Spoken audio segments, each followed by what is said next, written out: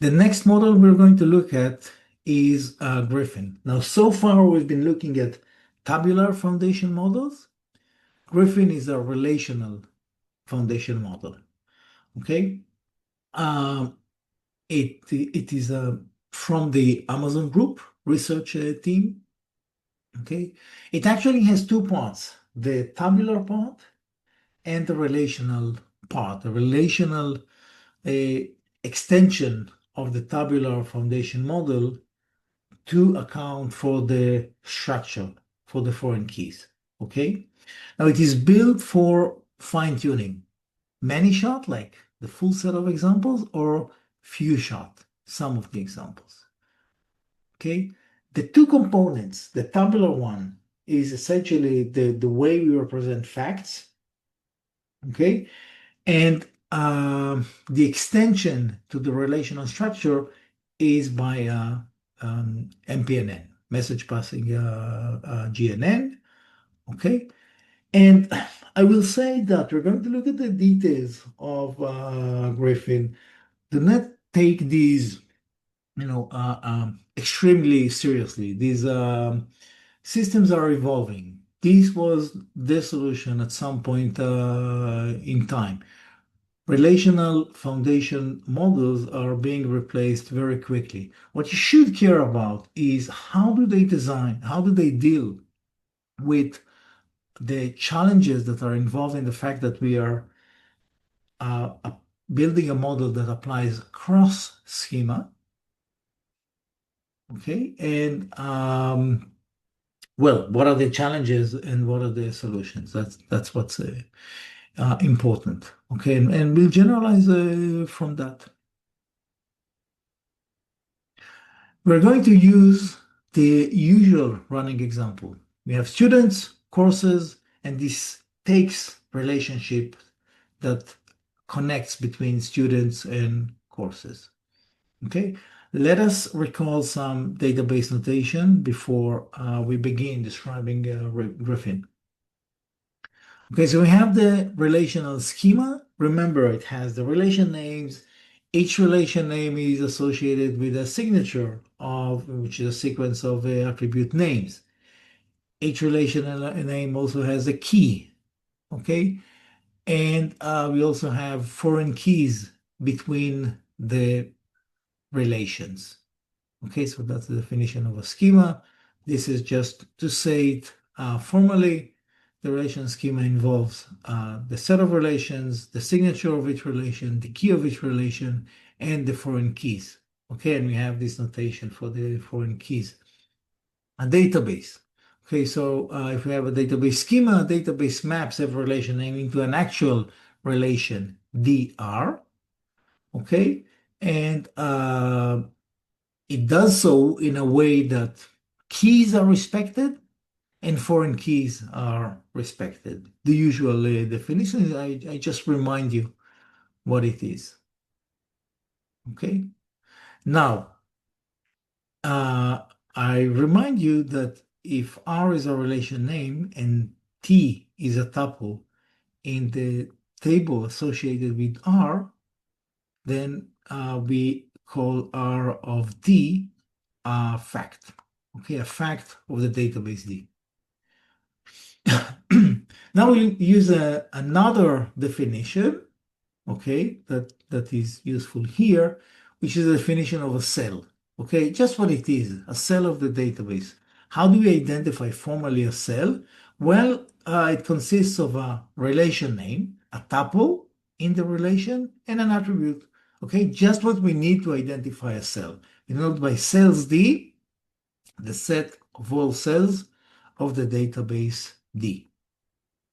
Okay, and if we have a cell C, then val C is the value that we see in the cell, basically 2024 in this example. Now, some other notation. So we have our database, and if R is a relation name and A is an attribute name, then R dot A, okay, and A is an attribute of R, then we call R dot A a column. Okay, we refer to it as a column. And we say that R.A is a structure column if R.A somewhere occurs in a key or in a foreign key. Okay, it's just a definition. You can come up with other, finer definitions for um, structure columns, but this is what Griffin is using. Very simple. Now, every column that is not a structure column is a data column. Okay? And a data cell is a cell of a data column. And this definition, this notation we're going to use a lot, these cells. Okay, these are the cells that are data cells, the set of all data cells of D. That's it. Let us now start describing Griffin. Griffin focuses on the three data types. Okay, primitive types of values of cells. Okay, these can be numerical values, scalars, categorical values, and textual values. Okay, and it is important because it has different treatments of these three. And then it also assumes that tuples have timestamps, and we're going to see that arising later. Okay, now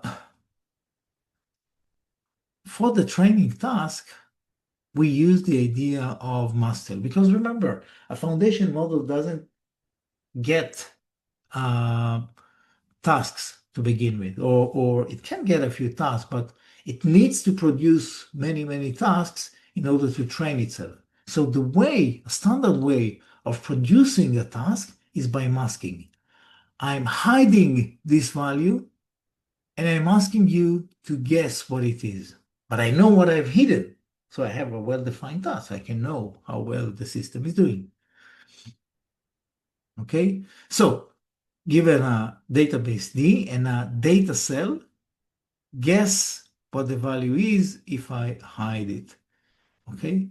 And basically Griffin trains on two types, or it's designed for two types of masking type, masking requests or masking tasks, classification and regression. Okay, it doesn't mask text. It doesn't involve guessing text. This is out of the scope of Griffin. Okay, so basically this is how it looks like. We have our database, okay, and this is our fact and this is our masked value. We basically sample from the database connected substructure, okay, starting with our fact and traversing the graph, taking some random paths. And then basically our task is, well, given this structure, what am I hiding in this masked cell? Okay, so here I explained in more formality. So we have a fact G. Each fact is encoded, each such G is encoded as a feature vector, xg, of dimension D. And we're going to talk about how we are constructing, defining this feature vector. Okay, now we first convert the database D into a graph in the usual way. The usual way I've been seeing throughout the course, basically every foreign key tau between from a fact G to a fact F becomes a labeled edge. G, F labeled by tau. So G tau F.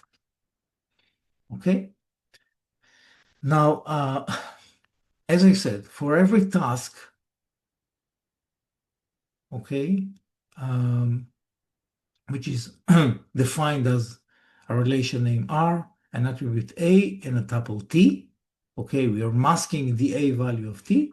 For every task over a fact RT, call it F, Griffin samples a random graph, starting from F, and this is done again by random walk, similarly to node-wise mini batching.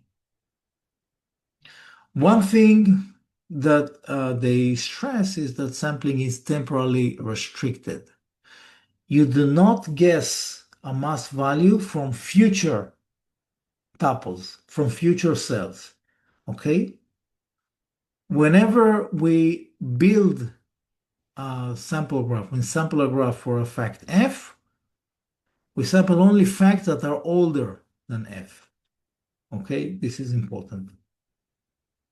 Then, once we have this sample and it's a reasonable size, the problem becomes full graph classification or full graph regression. Given our graph GF, okay, guess what is the value of the masked cell?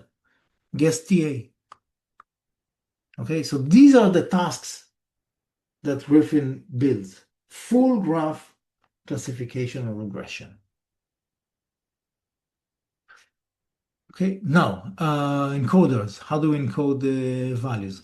Well, basically, Griffin looks at, encodes two types of values: text, and they use BERT, and they apply it in several parts. Representation of text values, categorical cell values. The attribute names also go through BERT. The task description. What is this task description? Well, you can think of it as simply what is it that we're trying to unmask. So that includes the relation name R and the attribute name A. You can also think of other ways of introducing to the system a textual description of the task. Okay, so our task description is going to be read as A. Or be denoted. So that was text encoding. For numerical encoding, they apply some learned representation for numbers using some multi-layer perceptron plus normalization. Okay, and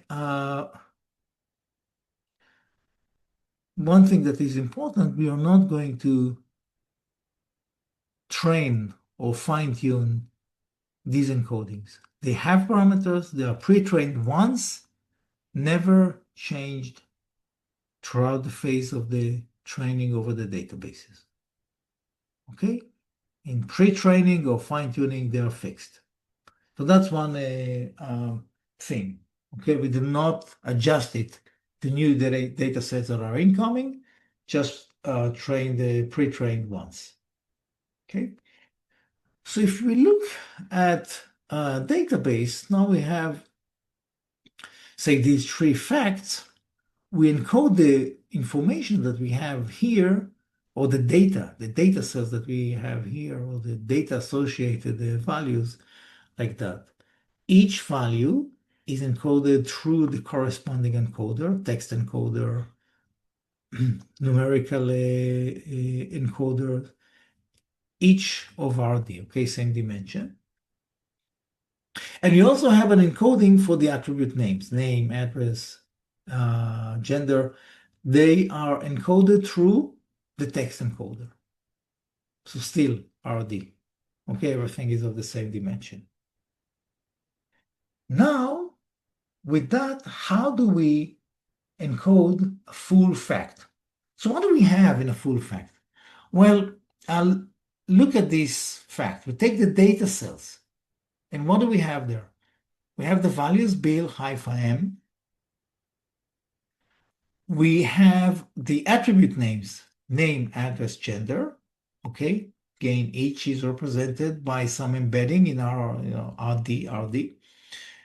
And we have the task name, which here is took.grade. So encode this term took.grade again in RD. So what do we have? Metadata, data, task. We apply an attention Okay, the fact attends to these components of the fact, the individual uh, constituents that comprise the fact, and in the end, this attention aggregates all of the information into a fact representation, again in RD. Okay, so um, we use three components, the encodings of the values. I'm just saying it now more formally or more textually. The embeddings of the values, the embedding of the attribute names. So the values are going to be V1 to VL, the attribute names K1 to KL. Okay, these are going to be used as keys and values. And we have the embedding of the task description SA. Okay.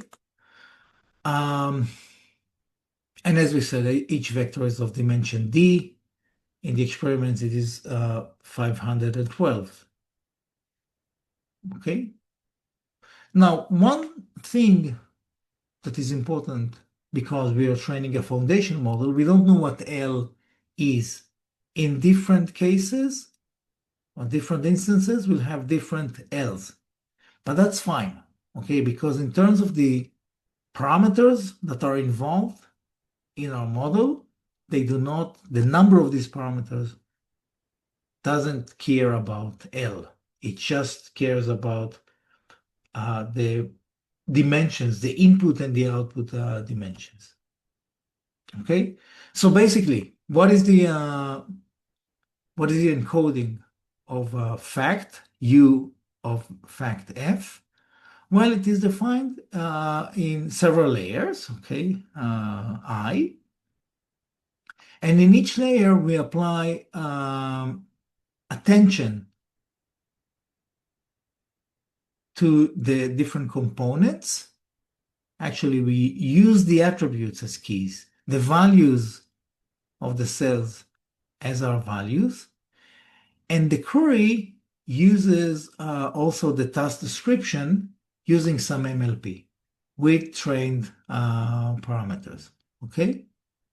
And so that's the more precise way of saying what the attention is. The query combines the previous value of F, the previous embedding, and the task description. And with that query, we attend to the values of the cells using the attribute names as the keys. Okay, plus skip connection. So in the end, UFI is UFI minus 1 plus attention with the query QF, keys KF, values VF. Okay, as defined here.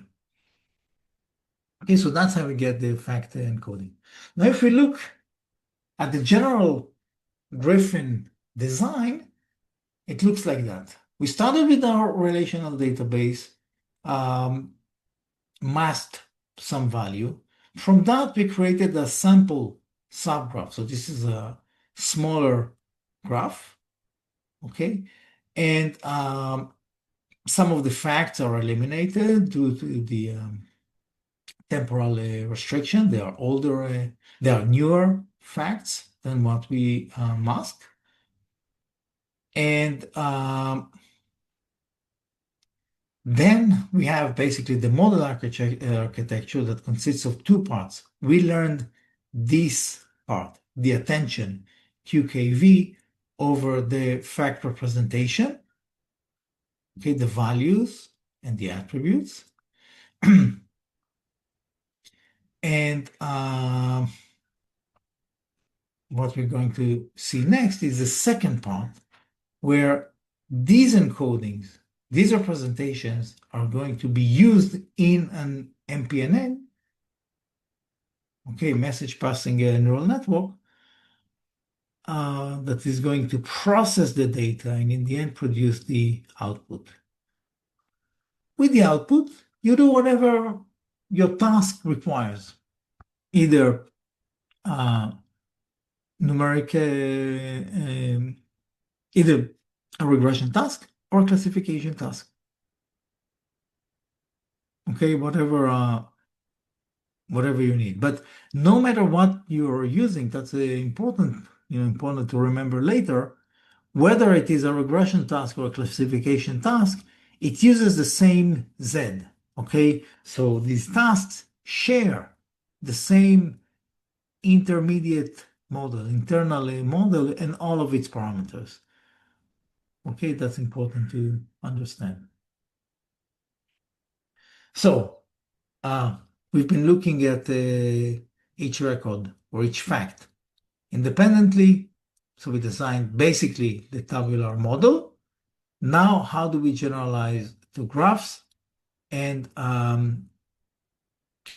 graphs are basically to relational database, okay, for the cross-tabular structure. And that's going to be the MPNN part. Okay, so this MPNN is heterogeneous. Now, it's important that it is heterogeneous, but remember, this is a foundation model. We do not know upfront what the labels are, okay? So this model will be heterogeneous, but not with label specific parameters. Okay, it's going to be to do something else. What is it going to do? Well, we maintain this UF, starting with the previous fact encoding that we got from the attention. Now we have several layers of the MPNN. First, we are going to say, okay, take the neighbors, the tau neighbors, and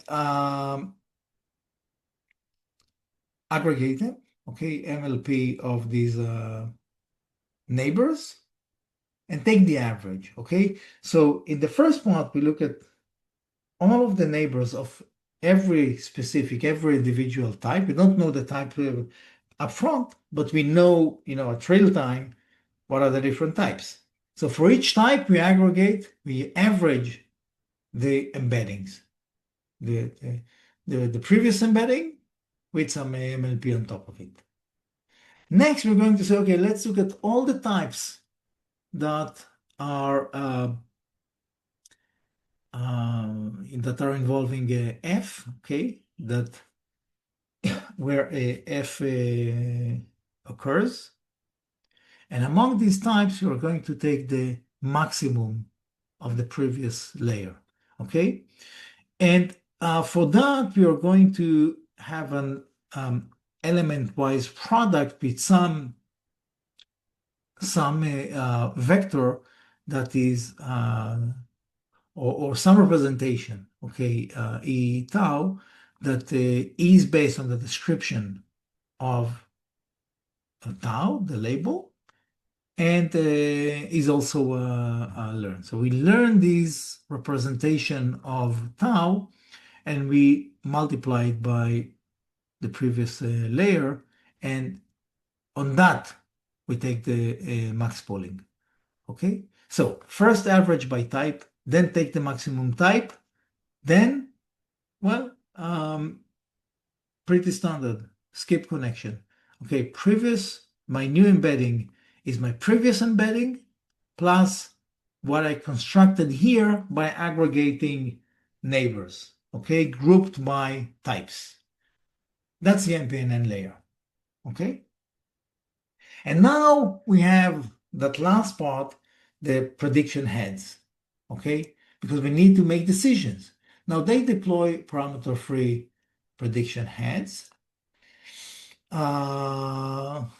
which means that they don't, we don't care about specifics of the decision. It can be 2 classes, 3 classes, whatever you want, no problem. You don't learn any parameters for these.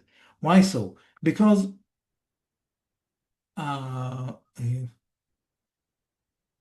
what we basically have in the end is for classification task. Okay, we're going to have one model for classification, or one prediction head for classification, and one for regression. In classification, we use softmax of the first text encodings of our classes, okay, the class descriptions. So Z1 to Zm are the text encodings of the classes C1 to Cm, and we want to classify to one of these. Okay? And O is simply the output of our MPNN, the final output of our decision node, okay, where we apply the masking. So if O is the output, we multiply it by the descriptions of the classes and take a softmax out of it, giving us a distribution over classes. In the case of regression, so we need to take this vector O, okay, and we need to map it into a number.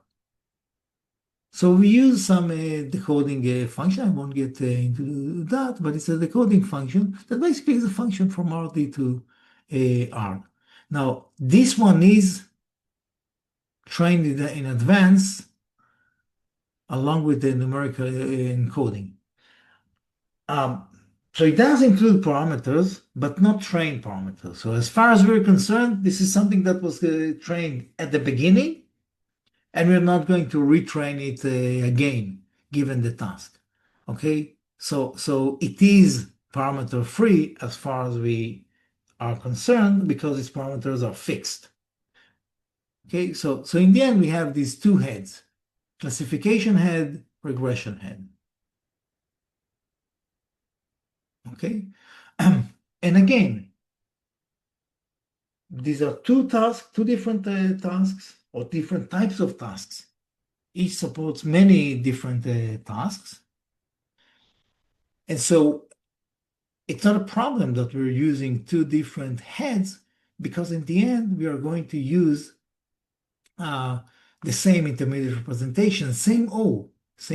Okay, so the parameters are shared. So it is special in the sense that it is not one fixed model. It's a part of the model that is shared among different types. And according to the type that we are training or applying the model now, we can replace the head. No problem with that. Okay. Now training, they train on two types of data because remember, Griffin has a tabular part and a relational part. So they train on the single tables and relational databases. Okay. They have actually in their implementation, in the experiments, two types of tasks. The masking, okay, as we described, and real tasks, okay, that are manually crafted from RHEL bench or from 4DB Infer, the benchmarks of relational databases or relational database tasks.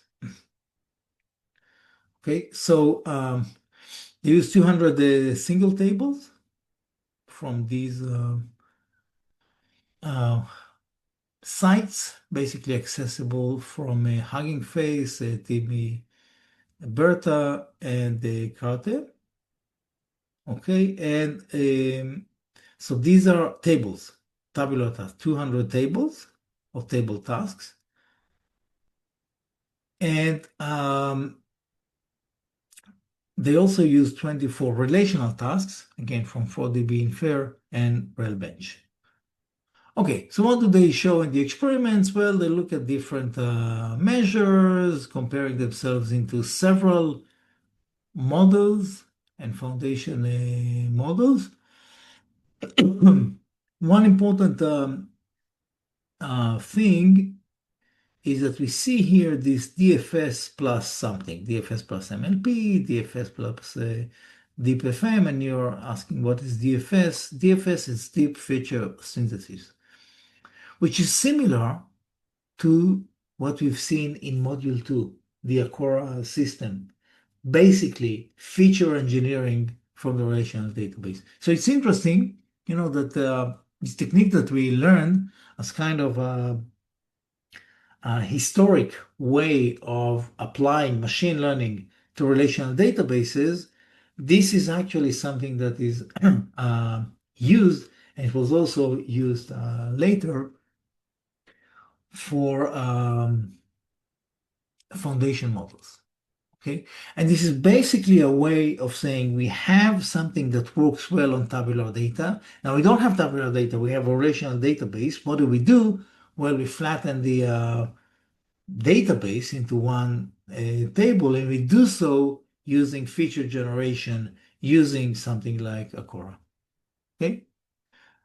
Um, and so you see now in these experiments, sometimes it's good to be low, and sometimes it's good to be high in the experiments. More is better, less is better. And you see that the blue and dark blue and dark red are actually the Griffin systems. They perform very well.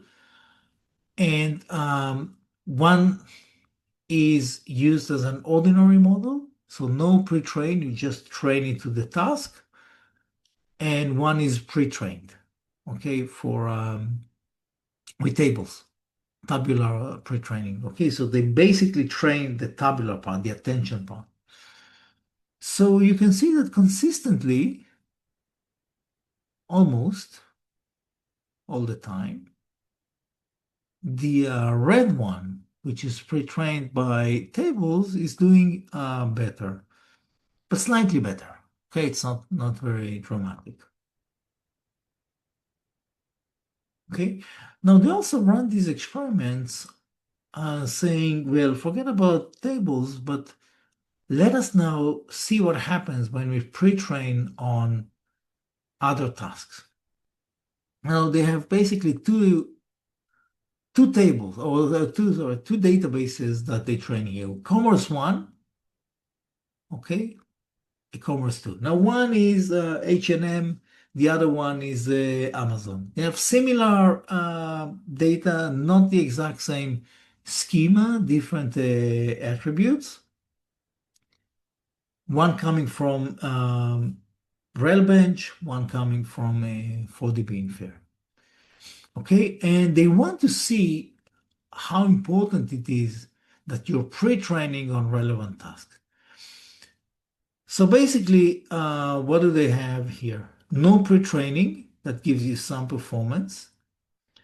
Um, Pre-training on the other task. Okay, this is Commerce 2, Commerce 1 with pre-training on Commerce 2, and Commerce 2 with pre-training on Commerce 1. Okay, supervised fine-tuning is basically saying, now we get Commerce 2, we learn for Commerce 2. And this is few shot because you see the number of examples from 512 to 1496. And then you say, if we look at Commerce 1, you see that others are improving the no training. Okay, so pre-training improves no training. And they get the best performance when they do not pre-train on all sorts of data sets, but rather on the relevant commerce data set. The other ones are from different domains. In Commerce 2, they get a different behavior. Okay, with the Commerce 1 pre-training being slightly lower quality than pre-training on the others. Okay, now why others one and other two? They just split it into two parts to see how sensitive you are to the actual set of related or unrelated data sets that you are training on.